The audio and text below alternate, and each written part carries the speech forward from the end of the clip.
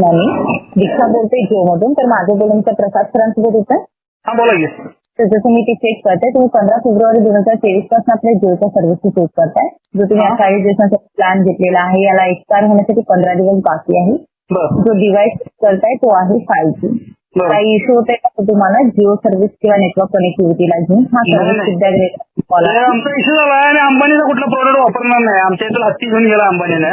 त्यामुळे जिओ आणि रिलायन्सशी रिलेटेड आम्ही कुठलाही प्रोडक्ट वापरणार नाही. त्यामुळे मी कोटिंगला टाकलेला आहे. इश्यू होते सर. ओके. अंबानी आमच्या इथून हत्ती घेऊन गेला महाराष्ट्रात आमच्या धर्माचा. त्यामुळे अंबानी रिलेटेड जे प्रोडक्ट आहे ते प्रोडक्टला आम्ही बॉयकॉट केला आहे. कुठला प्रोडक्ट वापरणार नाही. त्यामुळे कोटिंगला टाकलेला आहे. तर हा प्रॉब्लेम काय आहे मी समजू शकत नाही आहे व्यवस्थित. आमच्या इथं धार्मिक स्थळातील हत्ती आनंद अंबानीने घेऊन गेलाय बळजबरीनं. त्यामुळे आमच्या इथं सगळे जवळपास तुम्हाला आता करत कॉल यायला चालू होतील. जवळजवळ सगळीच कार्ड पोर्टिंग होत आहे तिथून आणि जिओला बॉयकॉट केला आहे आमच्या एरियातून इथं कोल्हापूर जिल्ह्यातून. आता सध्या तरी आम्ही दुःखातच आहे. कारण आमच्या घरातला एक व्यक्ती गेल्यासारखं आमच्यावर एक दुःखाचं संकट आलेलं आहे. त्याच्यामुळे आम्ही कार्ड आम्ही फोर्ड करताय. त्या अंबानीबद्दल मेसेज पाठवा, अगर न पाठवा आता तर आम्ही फोर्ड केलेलंच आहे. हो पण पोर्ट नका करू ना सर.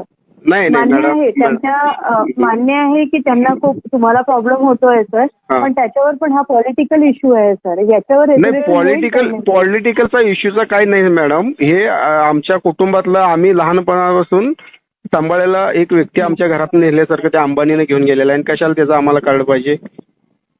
आमच्या पूर्ण भावनेशी पूर्ण अंबानी खेळलेला आहे. त्याच्यामुळे आम्हाला ते कार्ड बंद करायचं म्हणजे